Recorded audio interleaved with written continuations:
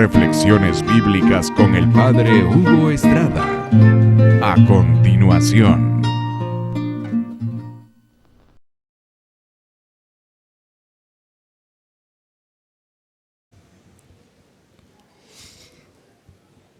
¿Por qué vino el día de hoy a la Eucaristía el día de hoy? Si vino para que le pongan un poquito de ceniza en la frente, qué triste sería eso. A mí me impresiona mucho y me molesta que las iglesias a veces se llenan más los miércoles de ceniza que los domingos de resurrección. Y es que mucha gente como que viene con un pensamiento que la ceniza le va a hacer algo. Hermanos, la ceniza simplemente es un símbolo. Y la Iglesia Católica ha conservado esta tradición, cosa muy bella. Lo de la ceniza es eminentemente bíblico. Cuando usted va al libro de Jonás, el profeta Jonás, a este profeta el Señor lo manda a predicar a una ciudad perversa llamada Nínive. Al principio él no acepta, pero después que se lo traga la ballena y por la misericordia de Dios lo vomita en la playa, aquel corriendito se fue a predicar. Y va con el poder de Dios. Y aquella ciudad se convirtió. Y para hacer penitencia, señal de que estaban arrepentidos, se echaron ceniza en la cabeza y se pusieron sayal, dice. Sayal era un vestido de pobre, señal de penitencia. O sea, eminentemente bíblica esta tradición de la Iglesia Católica. Estamos haciendo lo que hicieron ellos. Pues bien, eso es lo que nosotros hacemos. El número 40 en la Biblia es muy significativo. Indica tiempo largo de oración y conversión. A mí me impresiona mucho que nada menos que Jesús, antes de comenzar a predicar, se va 40 días al desierto a orar, a ayunar, hasta permite que se le acerque el espíritu del mal a tentarlo. Todo un Jesús que se prepara. Y nosotros, ¿para qué nos estamos preparando durante 40 días? Para la fiesta litúrgica más importante de todo el año, que no es la Navidad, sino la muerte y resurrección del Señor, que culmina con el domingo de la resurrección. Entonces, nos estamos preparando para una semana verdaderamente santa. Muchas veces llamamos santa a esa semana y no tiene nada de santo. A veces parece un carnavalito religioso, corriendo de procesión en procesión, visitando monumentos y todo, y la gente entretenida, pero en pecado grave. No van a comulgar, no confiesan, o sea, ridículo. Para que no nos pase eso, nos preparamos durante 40 días. Y en esos 40 días, sobre todo, en primer lugar, la palabra de Dios. La carta a los Hebreos nos dice que la palabra de Dios es la única que se nos puede meter en lo profundo como espada de doble filo, que nos deja desnudos ante Dios, dice la Biblia. Y eso nadie lo puede hacer, ni el mejor psicólogo de Alemania. Ahí llega la palabra. Y como dice Santiago, la palabra es un espejo y nos dice, este eres tú, no el que tú piensas o el que cree la gente. Lo que tú aparentas, este eres tú, y eso nos molesta. Nos hace ver nuestra realidad. Y es la palabra de Dios lo único. Como les decía, ni el mejor psicólogo, un psicólogo puede estar entreteniendo a la gente y le ayuda a resolver sus problemas, pero le falta algo. La dimensión espiritual que solo viene de Dios. Y eso es lo que nosotros tenemos de manera especial. Una vez que se nos ha presentado nuestro caso, ¿quiénes somos? Ese eres tú. Como le pasó al profeta Natán, el Señor le dice, mira, vete a quitarle la máscara a David. David, muy santo, pero había caído en adulterio, y nada menos que con la esposa de uno de esos generales. Y ya cuando quedó embarazada y no hallaban qué hacer, mandaron a traer a aquel que estaba en la guerra y él le dice, mira, tú necesitas descanso, vete a dormir a tu casa. No, dijo él, mientras mis soldados están luchando, yo no voy a dormir a mi casa. Y se asustaron. Y aquí vino el diablo. Le inspiró la solución a David. Puso a aquel hombre, su general Urías, al frente y claro, lo mataron porque los demás se retiraron. Todos creían que había sido así en la guerra normal, pero Dios sabía que había sido un asesinato. Y el Señor mandó a llamar al profeta Natán y le puso en encargo difícil, vete a quitarle la máscara al rey. ¿Cómo hacía aquel profeta? Seguramente el Espíritu Santo le inspiró algo y comenzó diciéndole, Majestad, en tu reino ha pasado lo siguiente, había un señor que tenía muchas ovejas y ganado, corderos, y a la par había un pobrecito que solo tenía una oveja. Le llegó un huésped y para darle la cena le fue a robar la ovejita única que tenía. El rey David montó en cólera y dijo, ese hombre debe morir. Y el profeta Natán se le quedó viendo y le dijo, ese hombre eres tú. Y el rey en ese momento podía haberlo sacado a empellones, era el rey, pero en ese momento sintió la gracia, cayó de rodillas y dijo el Salmo 51 pidiendo perdón, misericordia, Dios mío, misericordia. Hermanos, a eso llega la palabra de Dios, nos quita la máscara. Nos quita los disfraces. Este eres tú. Solo la palabra de Dios lo puede hacer. Por medio del poder del Espíritu Santo. Es esa espada. Las lecturas de las misas del tiempo de Cuaresma, según los especialistas, es de lo mejor para la preparación para la Cuaresma.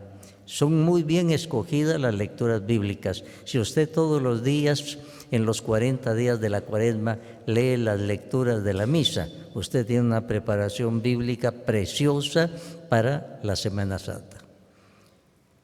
Ahora, la palabra nos denuncia, nos sentimos mal, así como el hijo pródigo, cuando estaba en el chiquero cuidando cerdos porque no había encontrado otro trabajo, en ese momento él sintió la necesidad de hablar con su padre y decirle, Padre, he pecado contra el cielo y contra ti. No soy digno de llamarme tu hijo. Trátame como un esclavo. En ese momento ese muchacho, allá en el chiquero, propiamente estaba haciendo una oración.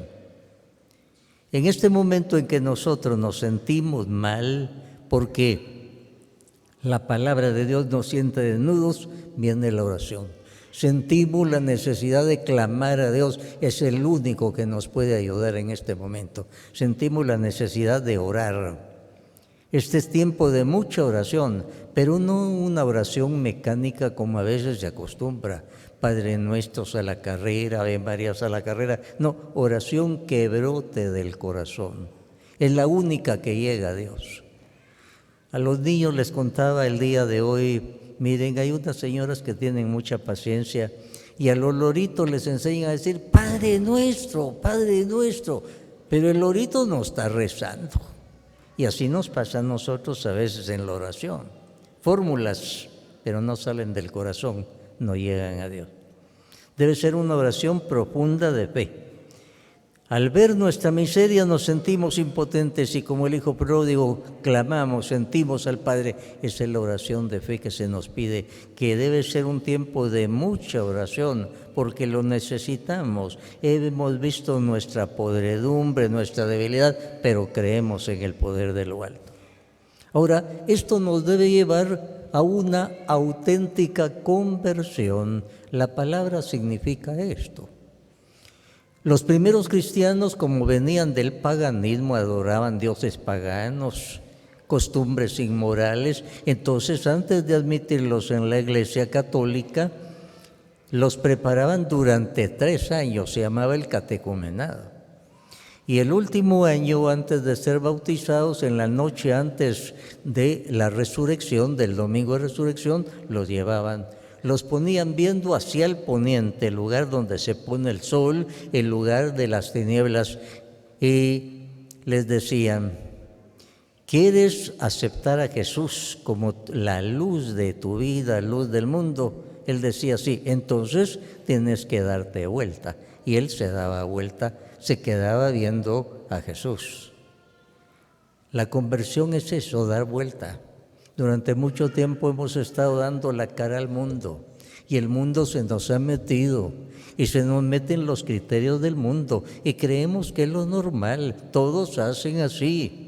Pero el hombre espiritual, guiado por el Espíritu Santo, no puede hacer eso. Y entonces el Espíritu Santo nos lleva a un dar vuelta, una conversión. Somos tan duros que 40 días apenas nos alcanzan. Es que 40 días apenas nos alcanzan.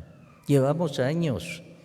Y el Señor quiere quitar determinadas cosas, envidias, exceso de pornografía, palabras duras, sexualidad torcida, tantísimas cosas. El Señor quiere curarnos, arrancar eso. Somos muy duros y por eso se necesita esa conversión, y este es tiempo de conversión. ¿Por qué? Porque tenemos que llegar en santidad a la Semana Santa. Si no, es ridículo decir Semana Santa en pecado grave, como a muchos les pasa. Andan cargando de procesión en pecado, hasta lloran, pero el Señor dice: es hipocresía. Yo no quiero lágrimas de cocodrilo, lágrimas mentirosas. Si están arrepentidos, demuéstrenlo, arrepintiéndose, confesándose, comulgando. Así es que no vaya a hacer la Semana Santa un carnavalito religioso, como le pasa a una gran mayoría. Por eso nos estamos preparando, y sin esa conversión no llegamos. Se nos pide también ayuno, y el ayuno muchas veces es malentendido. El ayuno muchas veces dejo unos chocolates, helado, y ya con eso estoy contento, un poquito de comida. En el capítulo 58 del profeta Isaías, el Señor nos dice: el ayuno que a mí me gusta es que rompa las cadenas con que tienes atados a los demás. Yo no tengo atado a ninguno, diría. Que lo diga su marido, que lo diga su esposa. A muchos les hacemos la vida imposible, a los compañeros de trabajo, a las personas con las cuales nos relacionamos, los tenemos atados. Cuando nos ven, se asustan. Ahí viene el que me va a sacrificar este día. Nosotros tenemos atados a muchos. Más que dejar unos chocolates, el Señor quiere que seamos amables con aquella persona, que nos atrevamos a pedirle perdón de lo que hemos hecho, de haberle amargado la vida durante tanto tiempo. Esposo y esposa, cómo se han ofendido uno a otro, y eso ha seguido durante tanto tiempo. Y el Señor en estos 40 días, por medio de su palabra, nos habla fuertemente, pero nos da la gracia por medio de la oración, no nos deja solos. Y eso debe llevar a esa de veras conversión. Ese ayuno entonces nos ayuda para usar una comparación a lo siguiente. Nuestro hombre carnal ha engordado mucho y nuestro hombre espiritual está debilitado. Entonces, en este tiempo hay que quitarle libras a ese hombre carnal por medio del ayuno, de la penitencia, de los sacrificios, de ayuno de chismografía. Eso es muy importante, más importante que dejar helados y chocolate. Ayuno de carácter malo, de palabras obscenas, de tantas cosas con que ofendemos a Dios y nos ensuciamos nosotros mismos. Ese es el ayuno que le agrada al Señor. El profeta lo dice: el ayuno que a mí me agrada, dice el Señor. Y cuando lo hagas, va a brillar la luz para ti. La luz es la señal de la gracia, de la bendición del Señor. Así es que no nos estemos engañando a nosotros mismos con eso. Una vez se me presentó una señora: padre, tengo 20 días de estar ayunando, pero el esposo me acababa de contar que le hacía la vida imposible. Yo le dije, señora, mejor come un poquito más. Y se me quedó viendo, pero no le está haciendo la vida imposible a su marido. Dice que usted lo tiene a cuadritos. Y por cierto le molestó mucho, pero para eso se lo estaba diciendo. Fíjese cómo muchas veces hasta, yo llevo 20 días de estar ayunando, pues el Señor no le está pidiendo eso, le está pidiendo otra cosa. El Señor nos está pidiendo lo que no queremos. Por eso el Señor dice, el ayuno que a mí me agrada es este otro. El que tú no quieres es el que quiero yo. Y el ayuno para eso es para aflojar nuestro hombre carnal que ha engordado mucho, para debilitarlo y para que podamos servir a Dios. Cuando Moisés estuvo 40 días en el monte Sinaí, él bajó. Y la gente al verlo tenía que bajar la vista. ¿Por qué? Porque venía despidiendo rayos de luz, él mismo no se daba cuenta. Hermanos, si de veras hacemos una cuaresma espiritual, la luz se nos va a meter. Y los demás lo tienen que ver, comenzando con los de nuestra familia. Y aquí una cosa muy interesante. Jacob era un hombre que se había especializado en hacer lo que le daba la real gana en su vida. Y él pasaba encima de todos con tal de hacer lo que él quería. Y por eso le robó la primogenitura a su hermano Esaú, que era algo tontote. Ahora bien, el otro era campesino tonto, pero le dijo, te mato. Y aquel tuvo que ir huyendo a la casa de un tío. El tío Labán, que era peor que él. Y ahí lo estuvo domando el tío. Se enamoró de una de las hijas y entonces el tío le dijo, te la voy a dar, pero tienes que trabajar 7 años para mí. Está bien, dijo aquel.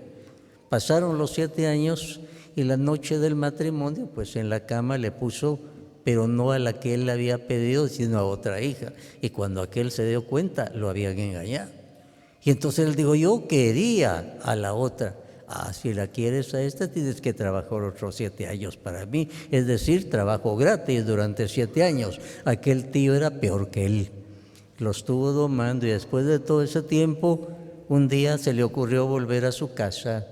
Y con la noche oscura se quedó solo, él mandó a todos adelante.